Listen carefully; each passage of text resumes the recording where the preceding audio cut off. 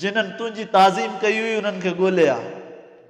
हुज़ूर फरमायो रमज़ान महशर जे मैदान में ईंदो, रमज़ान महशर जे मैदान में ईंदो। पोइ तबारक व तआला जे हबीब नबी सल्लल्लाहु अलैहि वसल्लम फरमायो त क़यामत जो ॾींहुं थींदो, माहे रमज़ान जेको आहे अल्लाह जे दरबार में वेंदो, रमज़ान अल्लाह जे दरबार में वेंदो।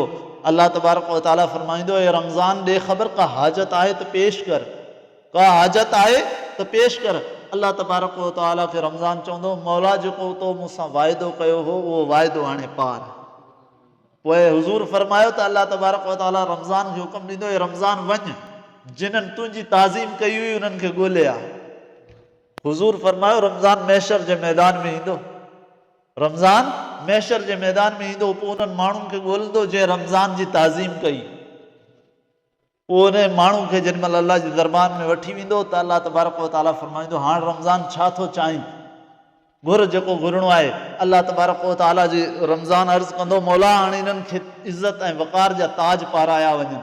अल्लाह तबारक व तआला उन्हनि खे इज़त ऐं वक़ार जा ताज पाराईंदो। पोइ अल्लाह तबारक व तआला उन्हनि जे तरफ़ खां हिकिड़ो हिकिड़ो बुराक सभिनीनि ॾांहुं मोकिलींदो।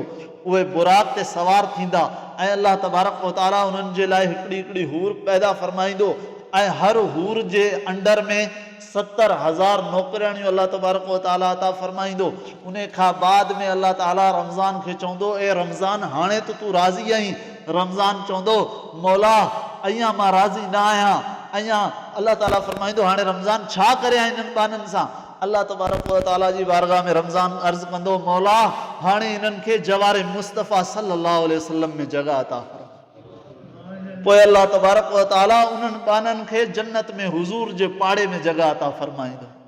पोइ अल्लाह ताला फरमाईंदो, रमज़ान ॾे ख़बर हाणे त का हाजत न आहे। रमज़ान चवंदो, मौला मूंखे का बि हाजत न आहे, पर तुंहिंजी करामत किथे आहे जेको तो वाइदो कयो हो। पोइ अल्लाह तबारक व तआला पंहिंजी कुदरत सां जन्नत में 100 घर 100 शहर अता फरमाईंदो। हर शहर में हज़ारनि जी तादाद में महल हूंदा। पोइ उन्हनि महलनि में जेको आहिनि से रोज़ेदारनि जी रिहाइश गाह हूंदी। पोइ अल्लाह ताला फरमाईंदो, ए रमज़ान हाणे ॾे ख़बर का हाजत आहे। पोइ रमज़ान चवंदो, मौला बसि आउं राज़ी आहियां, बसि आउं राज़ी आहियां, पर शर्त इहो आहे त रमज़ान खे राज़ी करे।